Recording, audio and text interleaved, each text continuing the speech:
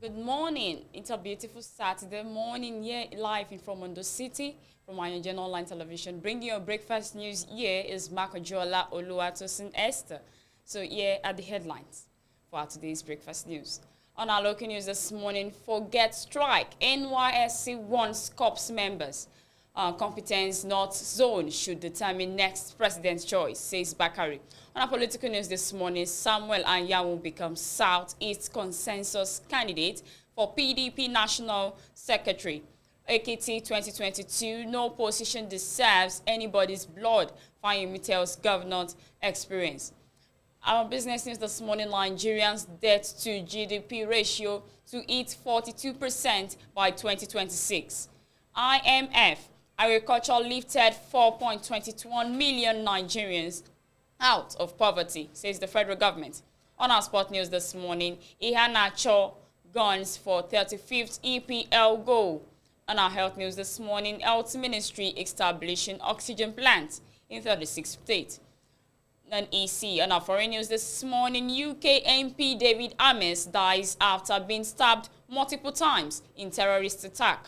On our entertainment news this morning, Lions Den the Bolt in Nigeria offers millions to entrepreneurs. So full details coming up next. Forget strike, NYSC warns corps members. The National Youth Service Corps on Friday told 7 and prospective corps members to be disciplined and committed to the rules of the organization as the NYSC does not go on strike. The organization urged corps members to be changed agents and strive to dispel the myth on COVID-19 vaccination, adding that during the recent strike by the Nigeria Association of Resident Doctors, NYSC corps personnel were working. The NYSC also drew the attention of the prospective corps members to the use of social media, stressing that they were expected to follow official NYSC handles for authentic information. A statement by the NYSC Director, Press and Public Relations, Adenike Adeyemi, said its Director General, Brigadier General Shuaibu Ibrahim, made the appeal in a webinar organized by the Nigerian Center for Disease Control in conjunction with NYSC, aimed at sensitizing the 2021 batch. C. Prospective corps members on safety measures adopted to ensure a safe and COVID-19 free orientation course nationwide. We don't go on strike, the NYSC DG warned in the statement. He advised them to quickly take advantage of the opportunity provided by the federal government, making themselves available for the COVID-19 vaccination currently going on nationwide. According to him, the NCDC/NYSC partnership has remained strong in the fight against the deadly pandemic. Competence North Zone should determine next president's choice, says Bakari.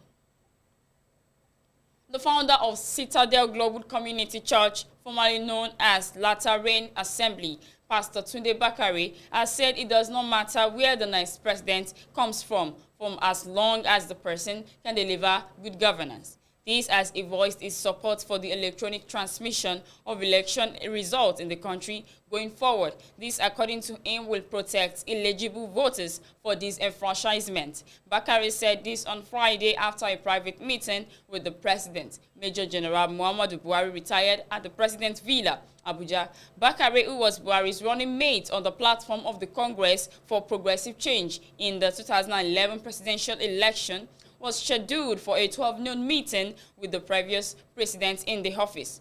Despite his previous close political affiliation with Buhari, the clergyman has in recent times castigated the president's regime. Speaking with the State House correspondent after the meeting, he said the visit was to dispense what was in my heart to the president. On the power rotation debate, Bakari stated, "I had said it on October 3, it's our immaturity, politically and otherwise, that makes us say power must either be in North or be in the South, instead of looking for the best, the fittest, the most competent, and people of character who love this nation.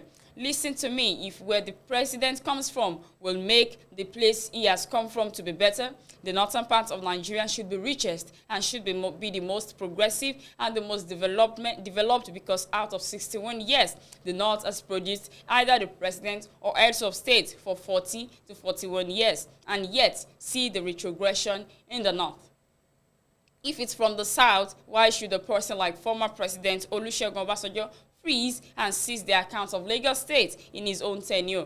If it's from south-south or southeast, why couldn't former President Goodluck Jonathan use all his powers to develop the south-south stroke southeast?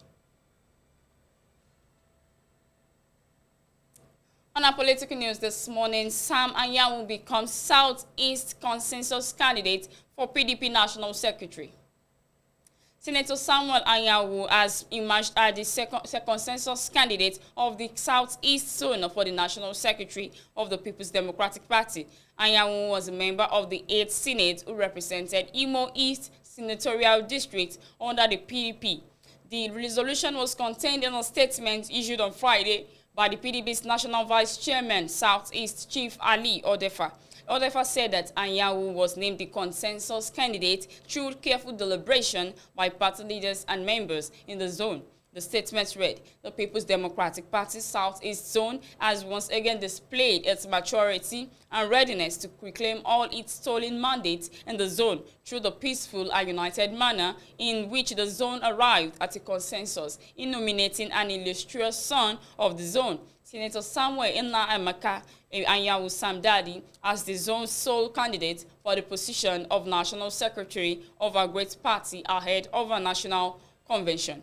They also stated the zone's commitment to regaining its position as the stronghold of the party, despite the desperation of political jobbers and power mongers who have adopted all manner of undemocratic moves to lure our members away. Our members, the Southeast remains a stronghold of the PDP, and we assure our teaming members and supporters that our great party remains strong, firm on the ground, and poised for victory as the 2023 general elections approach. The statement added, Ekiti 2022 regarding the upcoming election in Ekiti, no position deserves anybody's blood, Fayemi tells government experience. Ekiti State Governor Dr. Kayode Fayemi has warned against violence during the governorship election expected to hold in the state in July 2022. Speaking on Friday while delivering the State of the House address at the hallowed chambers of the State House of Assembly as part of activities making the third Assembly as part of anniversary of his administration, Fayemi said he was satisfied with that things are getting better in the state. The governor used the opportunity of the section, which was attended by the top government functionaries, members of the State Executive Council and the State Assembly, as well as traditional rulers, for his successors in his office, stressing that no position is worth the blood of anybody.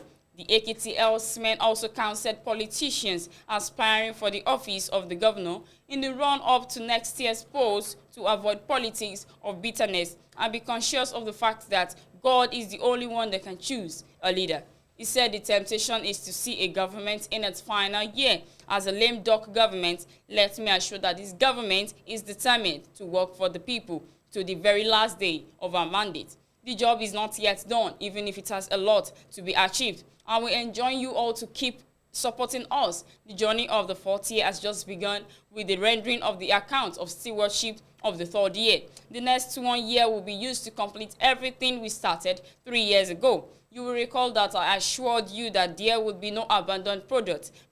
The Lord has helped us to keep and fulfill these promises so far, but there are still many rivers of development to cross. And I'm using this opportunity to reiterate to you, Ekiti-Kete, that there will be no unfinished project under my watch. I know this is a huge task considering the ongoing massive projects across the states. Nonetheless, we are determined to finish well. The fourth year is also a year of elections in which my successor in office will be elected. I urge you all to play by the rules and avoid politics of bitterness. No position is worth the blood of anybody. I therefore implore aspiring governors to be conscious of the fact that God is the only one that can choose a leader. Therefore, we should put God first in whatever we do. May the wish of God prevail in our dear state and nation. On our business news, Nigeria's debt to GDP ratio to hit 42% by 2026, says the IMF. The International Monetary Fund has projected that Nigeria's government's gross debt to gross democratic product ratio will rise to 42% by 2026 from 35 to 7% by 2021. The IMF said this in the October 2021 Fiscal Monitor report published on its website. It said the country's gross debt to GDP ratio would increase from 35.7% in 2021 to 36.9% in 2022, 37.7% in 2023, 39.1% in 2024, and 40.6% in 2025. According to the report, the gross debt includes overdrafts from the Central Bank of Nigeria and liabilities of the Assets Management Corporation of Nigeria. It said the general government revenue to GDP ratio will decrease from 7.2% in 2021 to 6.5% in 2026, while the general government expenditure to GDP ratio would decrease from 13.3% in 2021 to 12.6% in 2026. The IMF said the general government net debt to GDP ratio would increase from 35.3% in 2021 to 41.8% in 2026. According to the report, the next debt includes overdrafts from the CBN and liabilities of AMCON. The overdrafts and government deposits at the Central Bank of Nigeria almost cancel each other out, and the Assets Management Corporation of Nigeria debt is thoroughly halved, it added. The report said for low-income developing countries like Nigeria, average gross debt in 2021 will likely remain stable at almost 50% in 2020, while debt vulnerabilities are expected to be high with the room of more borrowing getting smaller. Agriculture lifted 42.1 million Nigerians out of poverty, says the federal government. The federal government has said about 4.21 million Nigerians were lifted out of poverty through the agricultural sector in the past 2 years. The Minister of Agriculture and Rural Development, Muhammad Mahmood, said this on Friday at a ministerial press briefing in celebration of the 2021 World Food Day in Abuja. He said, though through our various empowerment government initiatives along production, processing and marketing of agricultural commodities, we have lifted a total of 4,205,576 Nigerians out of poverty in the last 2 years. This is going to continue as part of Mr. President's promise to lift 100 million Nigerians out of poverty within the next 10 years. Mahmoud said in the area of capacity building, a total of 2,205,576 farmers, comprising youth and women, were trained and empowered on different agricultural value chains. He said, though through the National Accelerated Fish Production Program, a total of 783,102 metric tons of fish were cultivated via the exploration of marine resources in deep sea, exclusive economic zone, and the exploration of inland water bodies by fishers, farmers, and fishermen. The minister said the agricultural sector would increase its contribution to the nation's gross domestic product from 23% to 50% in the next 10 years. He noted that with the concerted efforts of agricultural entrepreneurs and the input of other industry operators, the sector would achieve the target. With concerted efforts of agro-entrepreneurs, I am very optimistic that the contribution of agriculture to the Nigerian economy will increase exponentially from 23% to over 50% in the next 10 years, Mahmoud said. On our sport news this morning, Iheanacho guns for 35th EPL goal. Target fourth goal against Royal Devils in the 150th league game.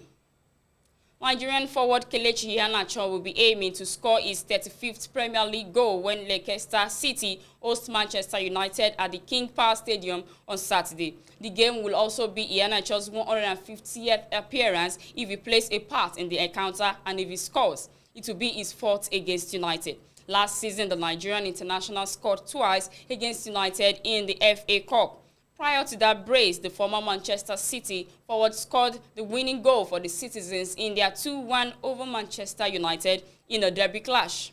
The 24-year-old made his long-awaited EPL debut in the colours of Manchester City, playing less than 3 minutes in their 2-0 win game against Watford in 2015. Iheanacho came off the bench in the 89th minute for Raheem Sterling as they secured a win over the Hornets. He has scored 23 goals with his left foot, 5 with his right and another with his head.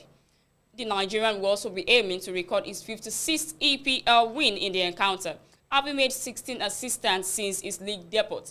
At the Vicarage Road, the duo William Trust Ekong and Emmanuel Dennis will be hoping to record their third league win of the season, their first under new coach Claudio Ranieri. The pair has featured in all of the Honest League games this season, with the latter scoring twice and providing 1 assist in their opening 7 games. The duo will be relied upon to deliver strong performances at both ends of the pitch against Liverpool. Watford won this fixture 3-0 the last time they were in the Premier League, and a repeat performance will give them a fighting chance of claiming another positive result against Jurgen Klopp's Reds. Also, Alex Iwobi is a major doubt for Everton's home clash against West Ham on Sunday. The Nigerian missed the Eagles World Cup qualifier against Central African Republic over 2 legs due to a minor injury, but has returned to training. At Stamford Bridge, Frank Onyeka will relish the chance of claiming another scalp when Brentford hosts European champions Chelsea. The midfielder has featured in 6 leagues so far and will be needed in what could be one of the games of the weekend as the Bees look to sting Thomas Tuchel's troops. Having won 6 successful London derbies, Brentford will strive to prevent Chelsea from becoming the first side in English football history to record 7 consecutive victories in such games in the route.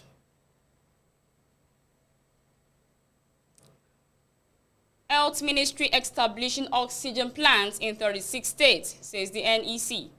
The National Economic Council says the Ministry of Health is establishing oxygen plants across the 36 states of the Federation. Governor David Umahin of Ebonyi State made this known to the State House correspondents after a virtual NEC meeting on Friday. The virtual meeting, anchored from the presidential villa, was presided over the Vice President Yemi Oshibajo. Umahin said the governor Rifai Okowa of Delta, who chaired the NEC ad hoc committee interfacing with the Presidential Task Force on COVID-19 to ease the lockdown of the economy, presented a report to the Council. The Federal Ministry of Health is establishing oxygen plants across 36 states in the country, but currently 6 states have been provided with oxygen cylinders so far. The federal government has paid 40 million doses of COVID-19 vaccines during coming in batches, and therefore a considerable amount of the vaccines will come into the country between now and January 2022. Nigeria is now classified among the 50 countries in the green zones. Umahi said that NEC also received state performances report on COVID-19 from the National Center for Disease Control, NCDC. He said that the council was also updated on the situation of COVID-19. Over 237 million confirmed cases and over 4.8 million deaths due to COVID-19. There are now over 6.3 billion vaccine doses administered. Nigeria is still in the first wave of vaccination, and vaccination tools will improve as the country receives additional vaccines. COVID-19 cases have declined by 7.5% over to the last week, he said. Umahi said that the states were urged to continue to push testing activities to detect new cases before the situation worsened. According to him, an update on travel restrictions in certain countries is expected to be announced soon by the federal government. The government said the council also received an update on the situation regarding the cholera outbreak. Current cholera situation in the country, the suspected number of cases is 88,704. The number of states now is 31, and the FCT number of deaths is 3,208. Multi-sectoral agents, emergency operation centers activated at level 2 count continues to coordinate the national response, he said. He listed the challenge to include difficulty in accessing some communities due to insecurity, open defecation, and lack of potable drinking water.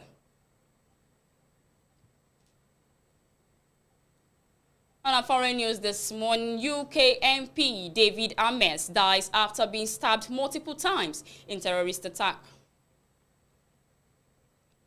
A 45-year-old man was arrested on suspicion of murder, police said. David Ames, a conservative British member of parliament, died Friday after being stabbed multiple times, officials said. Ames, 69 years, represented South End West in Essex.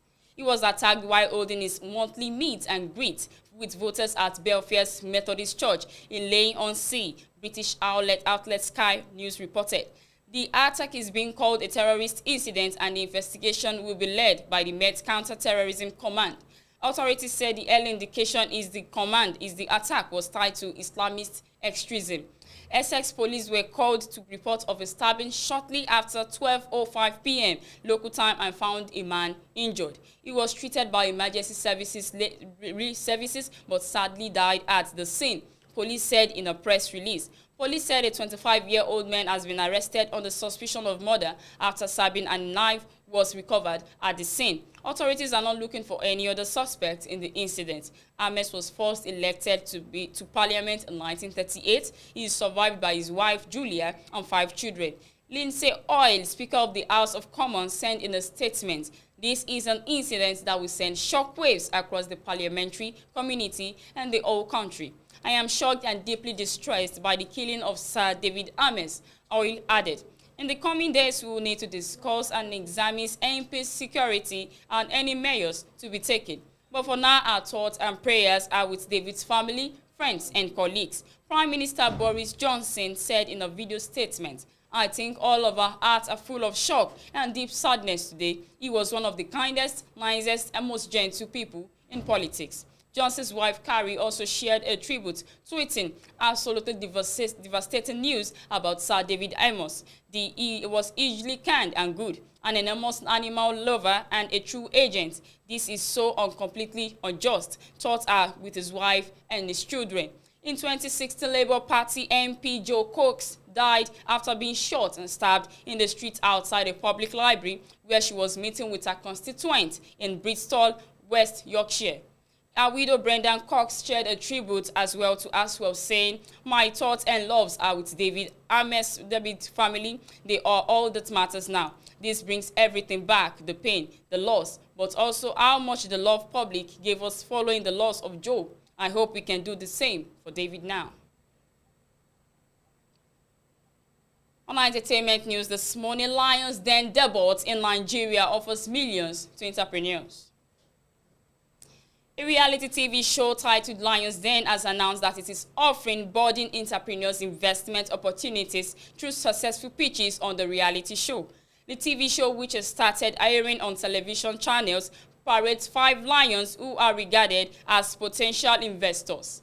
A statement by the organizers of the show notes that the lions are looking to give back to the society and help Nigerians fulfill their dreams and ambitions. The debut episode of the show featured 4 budding entrepreneurs, a maker of power stove equipment and which could also be used to charge phones and sundry devices. OKSA CEO of Scientify, Bukola Adebomi Eshe Oruade, whose firm produces non-contact hand washing machines, and Michelle Omega, founder of 989 Spaces. At the end of the episode, Oruade, who came looking for 40 million naira for his firm, got the money from 4 of the lions in exchange for 40% shares in Esse's firm. Another successful entrepreneur was Omorega of 989 Spaces. The show, which is produced by Ultima Studios, is sponsored by EcoBank and Chapel Hill Denham and supported by the Bank of Industry and Development Bank of Nigeria. And that will be that on our breakfast news this morning. We'll be right back shortly. Do stay with us.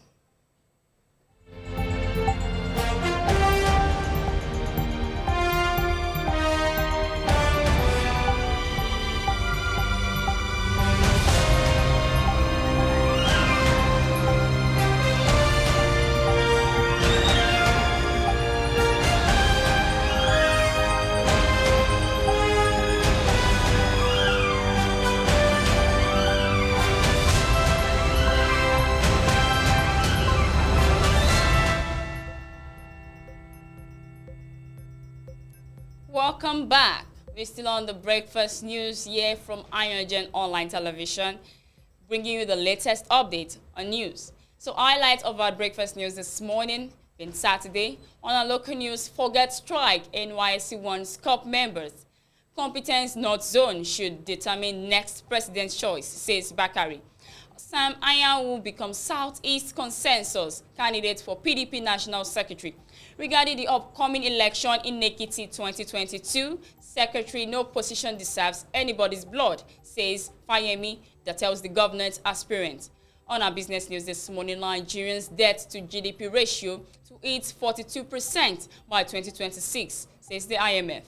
Agriculture lifted 4.21 million Nigerians out of poverty, says the federal government. On our sport news this morning, Iheanacho guns for 35th EPL goal.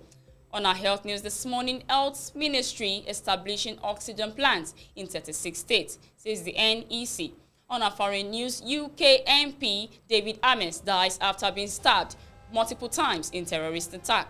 On our entertainment news this morning, Lions Den debut in Nigeria and offers millions to entrepreneurs. And that will be that on our breakfast news this morning. Thanks for watching. I want you to continue to watch our breakfast news on AYOGEN online television. Subscribe to our YouTube channel. Follow and like us on Facebook respectively. So do have a great day. I remain your host, Makonjola Oluwatosin Esther. Have a wonderful day.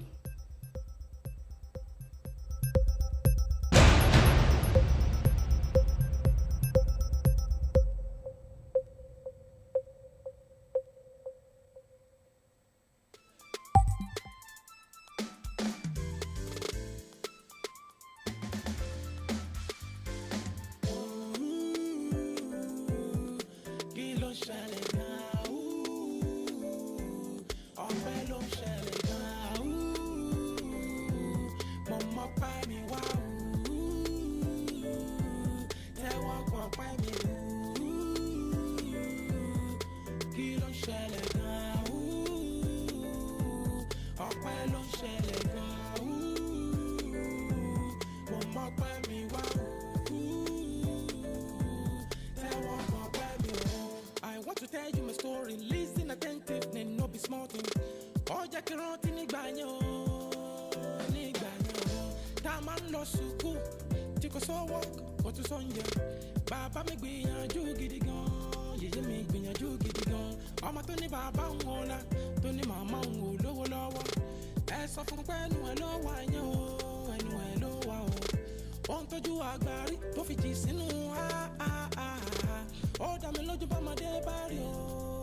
Afodanu, tèmi tọ́pẹ́ ojú ọpẹ́ lọ, jájí over, oníbọ̀rẹ̀. Títí ayé lèmi yóò máa jù yán o, jájí over ó ṣeun.